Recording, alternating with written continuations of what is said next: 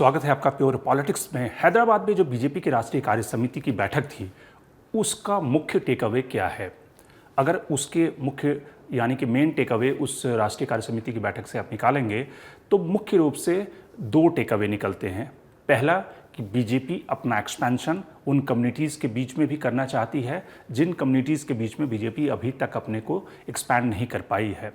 दूसरा take away कि BJP उन इलाकों में अपना एक्सपेंशन करना चाहती है जहां पर रीजनल छत्रप ने उनका रास्ता रोका हुआ है।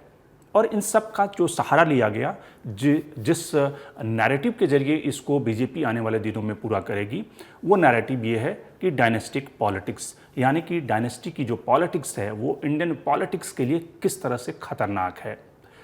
तो इस डायनेस्टिक पॉलिटिक्स का जो नैरेटिव है, इसके पीछे का सच क्या है और क्यों बीजेपी एक तरह से, जो बीजेपी का पहले नारा था कि कांग्रेस मुक्त भारत, अब वो एक तरह से अपोजिशन मुक्त भारत की दिशा में क्यों बीजेपी आगे बढ़ रही है, और क्या इसकी एक्सपेंशन प्लान में, बीजेपी के एक्सपेंशन प्लान में क्या है रोड ब्लॉक, और क्यों बीजेपी इस नैरेटिव को आगे ले जाना चाहती है। तो प्योर पॉलिटिक्स में बात बीजेपी के उस डायनेस्टी मुक्त भारत की।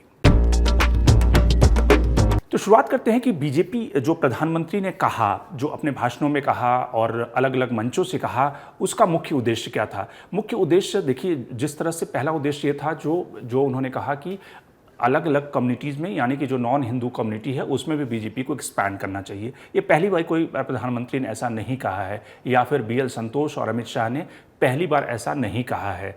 जो अगर दूसरी कम्युनिटीज है जिसमें क्रिश्चियन कम्युनिटी है या मुसलमान हैं, खास करके जो पसमानदा मुसलमान हैं, जो मार्जिनलाइज सेक्शन है मुसलमानों का, उसमें बीजेपी इनरोड करने के लिए कई सालों से प्रयास कर रही है। और इस समय अगर देखें बीजेपी माइनॉरिटी मोर्चा का जो हायरार्की देखें तो वहाँ पर भी जो व्यक्ति है वो पसमानदा मुसलमान है। उनकी जो जनरल बॉडी है, यानी कि जो उस माइनॉरिटी मोर्चे की जनरल बॉडी है, उसमें भी ढेर सारे पसमानदा मुसलमान पहले से शामिल है। यूपी में जो मिनिस्टर शामिल किया गया है, जो योगी के कैबिनेट में एक लौता मुस्लिम मिनिस्टर है, वो भी पसमानदा मुसलमान है, यानी कि उस मार्जिनलाइज कम्युनिटी से आता है। तो इसमें कोई नई बात नहीं है। बीजेपी एफर्ट कर रही है कई सालों से कि उस समुदाय में बीजेपी अपनी पैठ बनाए, और इसलिए मुस्लिम वुमेन में, चाहे वो उज्ज्वला गैस योजना हो या फिर जो सरकार की अलग अलग फ्लैगशिप स्कीम है, उसके जरिए उस समुदाय में ट्रिपल तलाक का मुद्दा हो, उसके जरिए मुसलमानों के बीच में, खास करके मुस्लिम वुमेन और जो गरीब मुसलमान हैं जिसमें बुनकर हैं, नाई हैं, ऐसी जो कम्युनिटीज हैं, उसके बीच में बीजेपी इंक्लूड करे। लेकिन उससे बड़ा जो मैसेज था वो कहीं ना कहीं डायनेस्टिक पॉलिटिक्स को लेकर था। डायनेस्टिक पॉलिटिक्स से बीजेपी भारत को आज़ाद कराना चाहती है, और बीजेपी का ये भी कहना है कि किस तरह से ये भारत के ग्रोथ में, विकास में एक तरह से रोड ब्लॉक बन चुके हैं। ये सारे जो डायनास्ट हैं, उनकी वजह से भारत का असली ग्रोथ नहीं हो रहा। अब इसके पीछे की पॉलिटिक्स को समझने की कोशिश कीजिए। बीजेपी का जो ग्रोथ रहा है, जो विकास रहा है उन राज्यों में, नॉर्दर्न इंडिया में बीजेपी एक तरफ से अपने विकास के, अपने ग्रोथ के मैक्सिमम पैमाने पर है, यानी कि वहाँ पर नॉर्थ इंडिया में बीजेपी का इससे ज़्यादा ग्रोथ नहीं हो सकता। हर राज्यों में उन्होंने 80% से 90% जो सीटें हैं वो बीजेपी के पास में है लोकसभा की, जहाँ पर बीजेपी ने नेशनलिज्म, हिंदुत्व और नेशनलिज्म दोनों को मिलाकर के उन्होंने उत्तर भारत के राज्यों में अपनी विकास यात्रा को मैक्सिमम पायदान तक पहुंचा दिया है। अब बीजेपी की जो आने वाले समय में जो सीटें, अगर बीजेपी को एक्सपैंड करना है तो वो सीटें कहाँ से बीजेपी चाहती है।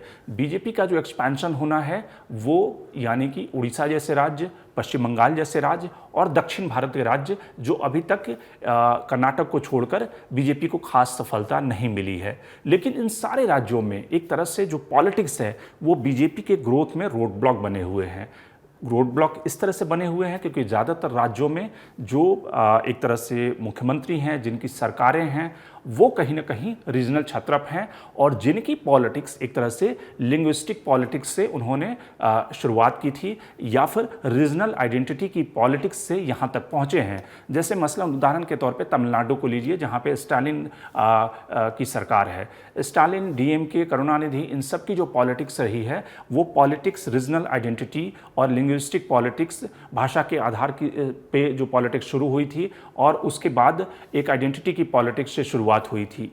वैसे ही टीआरएस को ले लें, तेलंगाना जहाँ पे बीजेपी की राष्ट्रीय कार्य समिति हुई थी, वहाँ पर जो सरकार है वो कहीं ना कहीं रीजनल आइडेंटिटी और उनके केसीआर के ऊपर जो बीजेपी आरोप लगाती रही है वो कहीं ना कहीं डायनेस्टिक पॉलिटिक्स की लगाती रही है, लेकिन वो रीजनल क्षत्रप, वहाँ की स्टेट की अलग आइडेंटिटी, किस तरह से अलग राज्य बने, इसको लेकर शुरू हुई थी और जिसके आधार पर उन्हें सत्ता मिली है। वैसे ही आप अलग अलग राज्यों में देखें तो ये सारे राज्य जहां पर आइडेंटिटी की पॉलिटिक्स, रीजनलिज्म और क्षेत्रवाद और जहां पर एक तरह से लिंग्विस्टिक पॉलिटिक्स पिछले 50 सालों में उस पॉलिटिक्स के कारण बड़े बड़े क्षत्रप उभरे, वो बीजेपी के रास्ते के रुकावट हैं।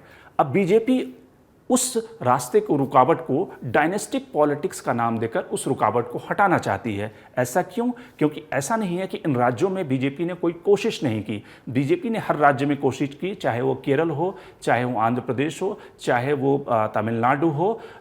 इन सारे राज्यों में बीजेपी अपनी घुसपैठ करने की, वहाँ पर अपने एक्सपेंशन करने की कोशिश करती रही है। यहाँ की तमिलनाडु और आंध्र प्रदेश और तेलंगाना में तो बीजेपी ने शुरुआत जो की बीजेपी की पॉलिटिक्स, वो उसी हिंदुत्व की पॉलिटिक्स है, उस आधार पर बीजेपी को लगा कि वो उस राज्य में अपनी घुसपैठ कर सकते हैं और द्रविडियन जो पार्टी है या फिर जो ऐसी रीजनल पार्टी हैं उसका मुकाबला वो कर सकती हैं। इसके लिए मंदिरों की यात्रा, जो पुराने मंदिर हैं उसके बहाने रथ यात्रा, इन सब की पॉलिटिक्स बीजेपी उन राज्यों में कर चुकी है। लेकिन उन राज्यों में बीजेपी को उस हिंदुत्व की पॉलिटिक्स जो कि नॉर्थ इंडिया में बीजेपी को सत्ता तक पहुंचाया, उसके बहाने बीजेपी को कोई बहुत ज़्यादा सफलता नहीं मिली।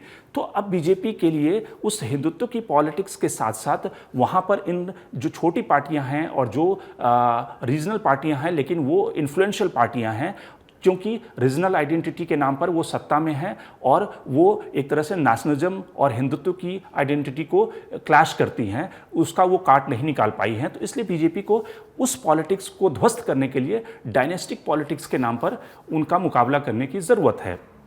अब उदाहरण के तौर पे आप देख लेंगे पश्चिम बंगाल में बीजेपी ने उसी नैरेटिव को ले जाने की कोशिश की थी, लेकिन ममता बनर्जी ने माँ माटी मानुस के नाम पर, यानी कि रीजनल अस्मिता, जो क्षेत्रीय अस्मिता के नाम पर बीजेपी को घुसने से रोक दिया या फिर सत्ता से में आने से रोक दिया। वैसे ही उड़ीसा में नवीन पटनायक एक अलग क्षत्रप हैं, उनके पिताजी भी वहाँ पर रीजनल क्षत्रप थे और वहाँ की अस्मिता के नाम पर बीजेपी वहाँ पर अभी तक सत्ता में घुसपैठ नहीं कर सकी है। ये अलग बात है कि बीजेपी ने वहाँ पर अपने सांसदों की संख्या बढ़ाई है।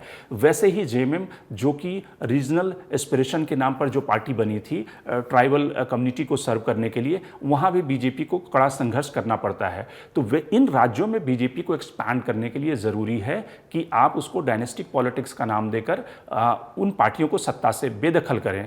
ऐसे में कुछ राज्य एक्सेप्शन भी बने हैं, मसलन कि असम का उदाहरण ले लें। असम में जो रीजनल अस्मिता के नाम पर असम गण परिषद बनी थी, लेकिन बीजेपी के साथ अलायंस करके उन्होंने धीरे धीरे अपनी जो ज़मीन थी खो दी, बीजेपी ने उनकी जगह ले ली और उस रीजनल अस्मिता को कैटर करते हुए उन्होंने हिंदुत्व का तड़का लगाते हुए असम में सत्ता में वापसी की। तो वैसा क्या दक्षिण के राज्यों में हो सकता है? फिलहाल ऐसा मुश्किल लगता है, लेकिन बीजेपी डायनेस्टिक पॉलिटिक्स के नाम पर जिस तरह से शिंदे का एक्सपेरिमेंट उन्होंने महाराष्ट्र में किया है, वैसे ही उन रीजनल पार्टियों के अगर किसी बड़े नेता को, उनके परिवार के किसी नेता को तोड़ लेती है तो बीजेपी को उन स्टेट में कामयाबी मिल सकती है। लेकिन ये सिर्फ बात नैरेटिव बनाने की है और कैसे उस नैरेटिव के जरिए सत्ता तक पहुंचा जाए, ये कुल मिलाकर मकसद था। तो एक तरह से जो बीजेपी का प्लान है कि किस तरह से दक्षिण के राज्यों में अपना एक्सपेंशन करें, उस प्लान के लिए वो एक तरह से डायनेस्टिक मुक्त भारत बनाने की बात कर रही है। तो उसके पीछे की पॉलिटिक्स को भी आप समझे, ये सिर्फ एक तरह से नैरेटिव बनाने की कोशिश और बीजेपी किस तरह से एक्सपैंड करे, उसकी एक तरह से पॉलिटिक्स है। Shankar Animesh, the print. लेकिन आप हमारे यूट्यूब चैनल को सब्सक्राइब करना ना भूलें। अपने कमेंट्स, अपने रिएक्शन लगातार हमें देते रहें।